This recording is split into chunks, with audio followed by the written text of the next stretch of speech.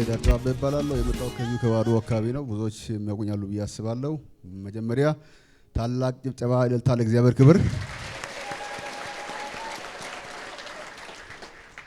ለኔ የሆነልኝ ከዛሬ 6 ወር በፊት ነው። ስለቆየው አምላኬን ይቅርታ እጠይቃለሁ። ነገሩ በጣም ከባድ ነው። ያው ሴቶች ያውቃሉ በወሊድ ጊዜ ምን ያህል ችግር እንደሚገጥማቸው። እናም እኔ ባለቤቴ እርጉዝ ሆና በአልትራሳውንድ ታይታ ሴት ነው የምትወልደው ተብላ እኛ በእኛ ወግ ያው በባህል ስናውቅ ወንድ ነው ከ9 ወር የሚያልፈው። እናም ሴት ሆና ወደ 20 ምናምን ቀን አለፈ። ሲያልፍ ግራ ተጋባው። ያስኩት የሰበሰብኩት ነገር ሁሉ ያልቃል። አንዳንዴ ሙሉ ነን ስንል ባዶነት የሚገጥምበት ቀን አለ። አጋጣሚ ግራ በተጋባው ሰዓት ዝም ብዬ ወክ እየበላው ታች ወደ አስፋልቱ ወረድኩና ቆሜያለሁ። ዝም እንደዚህ ቆሜያለሁ አስፋልት ላይ።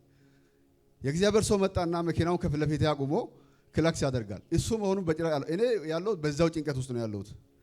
ከዛ መጀመሪያ ግን ዶክተሮች ምን እንዳሉኝ 3 ቀን ብቻ ሰጡኝ። በ3 ቀናት ውስጥ አጋጣሚ ካልወለደች እኛ አንፈቅድም፣ ቀኑ ስለሄደ ወይ በሚጥ መርፌ ወይ ኦፕራሲዮን እናደርጋለን ተባለች። አይ ጌታ ሆይ አንተማ ለዚህ ክፉ ነገር አሳልፈ አትሰጠኝም ብዬ በጸልዬ ወጣውና አስፋልት ከቆሙ በኋላ መጥቶ ክላክስ ሲያደርግ ማን ነው ብዬ ሳይ እሱ ነው። ገቢና ከፈተልኝና ተደሰትኩ። አትፍራ ታምር ይሆናል አለኝ። ሃሌሉያ!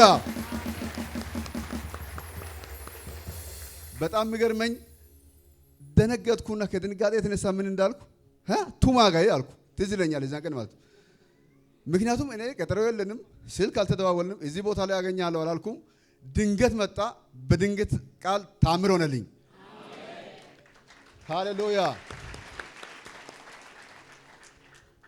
ከዛን ሁለቴ ያልኩ ውሃ ነገር ልሰጠኝ ፈልጎ መሰለኝ። መኪናው ስፈልግ ውሃ አጣና ናግባ አለኝ። ናግባ ስል የሆነ ሰው ቀጠሮ ሳለኝ የእግዚአብሔር ሰው ቀጠሮ አለኝ እና ግን ነቱማጋይ አልኩ። አሁንም ደግሜ ትዝ ይለው እንደሆነ አላውቅም፣ ብቻ ነገ ቱማጋይ ጋስ ያ ግን ቱማጋይ ሲ ታምር ይሆናል አለኝ። አሜን ብዬ ተቀበልኩና ሄድኩ። አጋጣሚ ሳምንት ሙሉ ቆየች። በኋላ ሐሙስ ዕለት ማታ ከ6 ሰዓት ተኩል አካባቢ ሚጥ ይዛታል። 4 ሰዓት ተኩል አካባቢ ይዟት ወደ 5 ሰዓት አካባቢ አጣደፋት። ወይ አምላክ!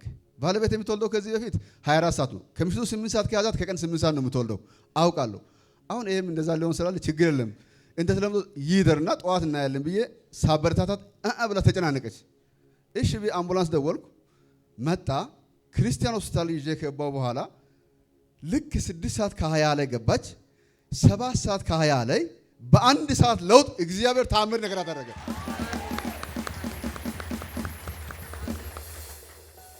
ታምራቱ እውነት ታምር ሆኖብኛል። ለእናንተም እግዚአብሔር ታምራትን ያድርግባችሁ። እየተጨነቃችሁ ካላችሁ እግዚአብሔር ለእኔ የደረሰው አምላክ ለእናንተም ይድረስላችሁ። ተባረኩ እላለሁ። በመቀጠል የእግዚአብሔርን ሰው በዚህ በጉባኤ ፊት አንድ የምጠይቀው ነገር አለ። እኔ በጌታ ፊትም ትንሽ ያለኝ ያገለግላለሁ። 2ኛ ኮንስትራክሽን ነው የምሰራው። ብዙ ውጊያ አለኝ። ስለዚህ በጉባኤ ፊት የእግዚአብሔር ሰው ቃል እንድታወጣልኝ እፈልጋለሁ። አመሰግናለሁ።